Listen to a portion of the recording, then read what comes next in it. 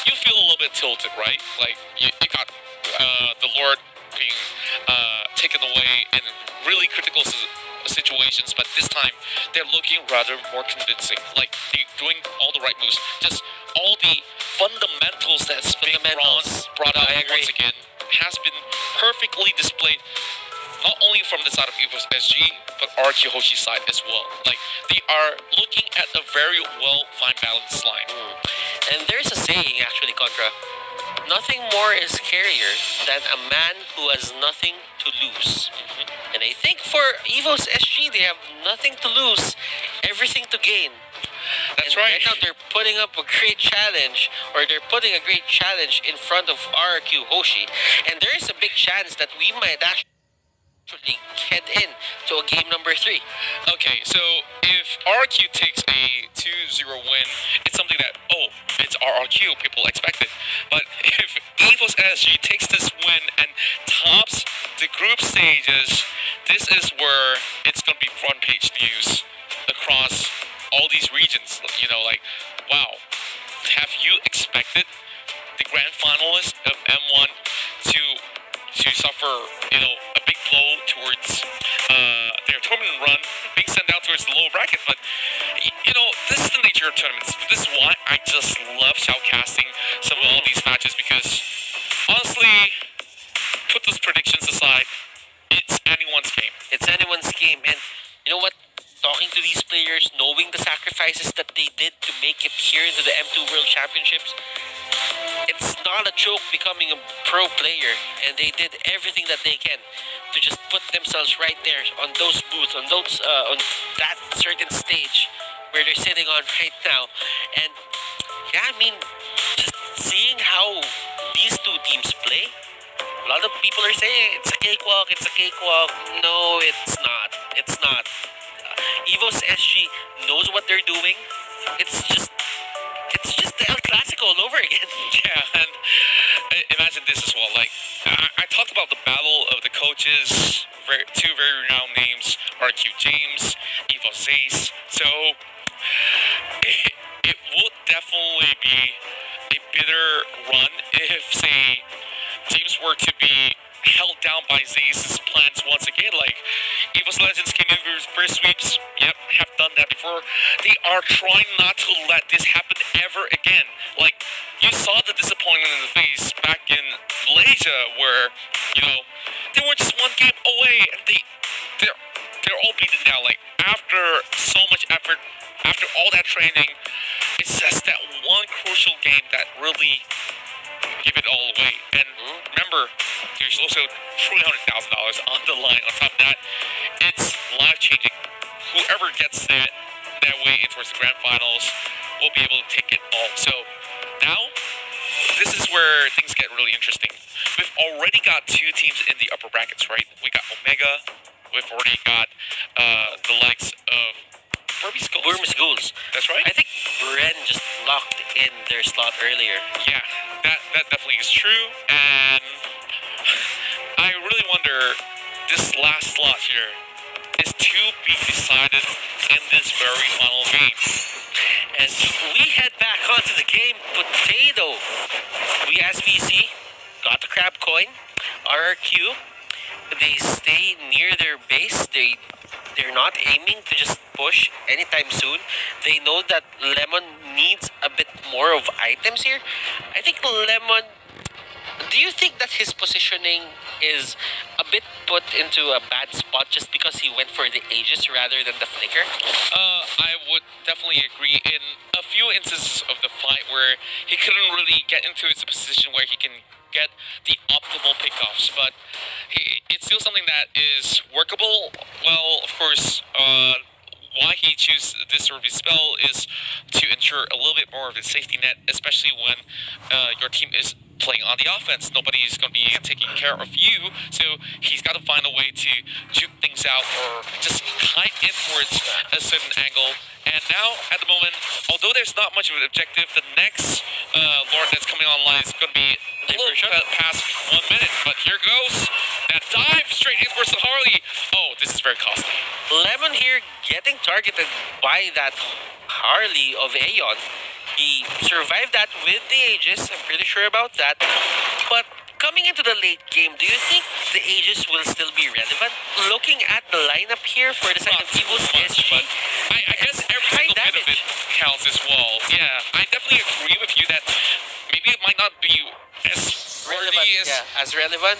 as relevant as a flicker, right? But it's really down to his preference because maybe Lemon is just feeling it at this sort of moment. But at this point in time, Albert is the one that's really pulling in the weight. You can see already 5 kills being garnered, but it's pretty much a all-rounded side for the side of Evos SG. But oh my goodness, this is gonna be a camp being set up, and JPL almost fell for it. He had a hunch, and yep, just showing Lemon a little bit of how he looks like. You know what? That could have been a disaster for the side of Evos SG, but JPL read that well. He knew that there was something up. He knew that they had the Louis. So anytime when all these members are not pushing, are not showing the waves, they're probably up to something bad. That's right. And speaking of up to something, Evos SG is already starting things off. Diversion already being used up for the flank. Psycho as well has been there diving right in. This is going to be the Lord being on the last quarter of health. R7 just moving, marching in their way just to try to clip over outside of Aeon as they completely ditch the Lord. But they're looking for the kills, and RRQ Hoshi is going to be finding 2 members down for the side of Evos. Pokemon is next one on the chopping block, and most of the members of RRQ survive except for Psycho. This is looking relatively good for them to just get their hands on towards the Lord, having 2 members to be manning that. But JPL, he's got other plans. He's trying to force a split push, but he's coming right back for the Lord. But what can he do? He doesn't really have retribution on his side, but all he can do is just to disrupt this at the very moment. This is going to be really crucial right now, but he can only watch as it falls to the hands of RQ Hoshi. And so he gets that shut down. Great pickup, but now there's a bigger problem here with the Luminous Lord in the hands of RRQ. Okay, that was a good pick off coming out from Soul. Just because now they have to push with the Lord with 4 members. The respawn timer on Vin is at 25 seconds at the moment. So that means they really need to think about their next move here. RQ Hoshi, are they gonna push with the Lord, or are they gonna split up, or are they just gonna ignore this Lord push all in all? At the moment, we do see a 2-2 split, but now with the cats coming here in, all members on deck, except for the Benedetta, and Zaman Force being used up, but Psycho as well. They are charging right in. Albert with the Great Pig Pokemon is down. This is big news. RQ Hoshi, they can escort this log all the way straight in towards the final turret of the top side. So they could possibly chunk out the health for a little bit longer, but how long can the turret stand? As you can see, JPL tries to find a little bit more of a salvation pick. Not really finding the crosshairs on towards Lemon just about yet, but they can definitely buy a little bit more time to clear that wave. But they're still hunting out for Lemon. Lemon still has some really big Aegis going on. That's the reason why he survives, and that answers your question, brothers. That is RQ Hoshi just showing us how they use diversion, not the literal diversion that Vin has, but they put themselves onto the middle lane just because they knew that bottom lane is gonna push. Now everyone from Evos SG had their eyes on the mid lane. They just wanted to defend that. But in the process, they lost that certain turret, and now no outer turrets here for the side of Evos SG. And they even up the map now. Now, they are definitely breaking even. It's already in the late game phase. And, well, brothers, I'm pretty sure you want to talk about itemization. So let's have a quick look at some of all these items being brought up online. But before that, I think that they are still going to be having a little bit of a dance, but let's not worry too much about that. So, difference is 1 kill. And now, yep, finally, we got the items up. So, what do we have, brothers? On 1-1, we do have the Rose Gold Meteor. And looking at Albert, he did go for that Athena Shield just to mitigate a bit of damage here coming out onto the side of Evos SG. Pokemon got the Winter Truncheon, if I'm seeing that correctly. And I think Potato is still gonna go for that, what do you call this? The Endless Battle? Just That's because right. he has the Angry Tomahawk on it. Oh, efforts in being used up right now. A flank coming right in there, pushing to the other side, and Aeon is the one in the middle of it all. So they will be able to catch that member off inside of Evos SG, and they are slowly falling back. Silent Force being used coming from the side of Pokemon. They are still trying their best to survive, but this pressure is a little bit too much. They are finding ways to catch them all out. Arceus is the next one to fall, and it's a two-member trade for inside. They are still fighting, and Psycho, he does have very little health. Bad news for his side, as they do have Finn being suppressed right inside the base. Perfect defense coming in for Evos SG. Evos just did the impossible. Lemon here getting caught out, and that is Soul just being the X factor for the side of Evos SG. He wants more kills. There is the Mountain Shocker, and those are the skills. They really just want to take him down. Injector giving Psycho a bit of shield here, but Evos Soul is out for the hunt, and he uses his, he juked that skill. He put it in a bad position, and Psycho just went for the U-turn, and that is going to be a successful escape. There's a little bit of time we're here. They finally get the towers down, and it's a three-man life. And there you go, Evos SG, final blow, and it will be an equalizer coming in for Singapore. Oh my goodness, Evos SG taking a game away from RRQ Hoshi.